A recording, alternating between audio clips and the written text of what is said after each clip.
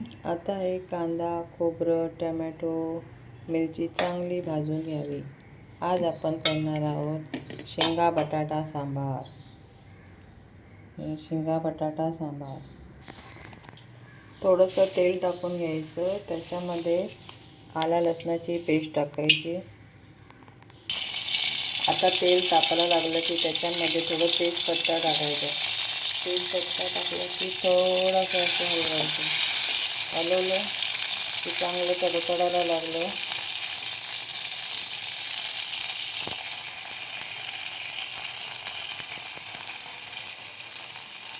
तडतडायला लागलं. धने पावडर, हळद, लाल तिखट मसाला, काळी मिरी पावडर, मालवणी मसाला आणि मीठ हे सर्व मिश्रण थोडं थोडं करून टाकायचं आणि चांगलं परतायचं तेलामध्ये. तेल जास्त टाकायचं नाही. ते शरीराला जास्त टाकलं की हानिकारक असतं. मग थोडंसं तेलामध्येच परतून घ्यायचं. परतलं की नंतर जे आपण कांदा, टमॅटो, खोबरं, मिरची भाजलेली ती आता मिक्सरला बारीक वाटून घ्यावी. मसाले गरम झाल्यावर आता त्याच्यामध्ये शेंगा आणि बटाटा थोडासा मसाला लागेपर्यंत फ्राय करा. त्याच्यामध्ये नंतर थोडंसं पाणी टाकून, ते शिजायला पाहिजेत ना शेंगा बटाटा, म्हणून थोडंसं पाणी टाकायचं. थोडंसं पाणी टाकलं की थोडंसं थोडे शिजत ठेवायचं. तोपर्यंत आपण कांदा टमॅटोची प्युरी बनवूया. आता शेंगा बटाटा चांगला शिजला आहे.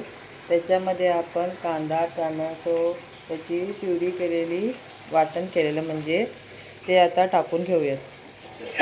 आता आपण ह्याच्यामध्ये जे वाटण वाटलेलं होतं ते टाकलेलं आहे. आता थोडा वेळ 5 मिनटं उकळी येऊ द्या.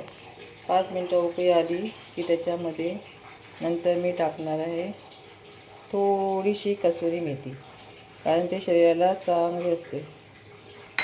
ते आता सगळीकडे पसरवायची कसुरी मेथी.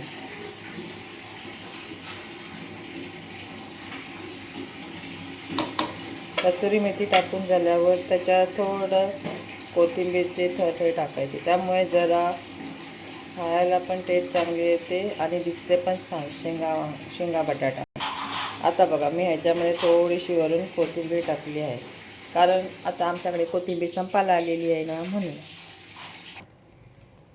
झालं आपलं चमचमीत शेंगा बटाटा. आता आपण सर्व करू. आता मस्तपैकी गरम गरम चपाती पण केलेली आहे.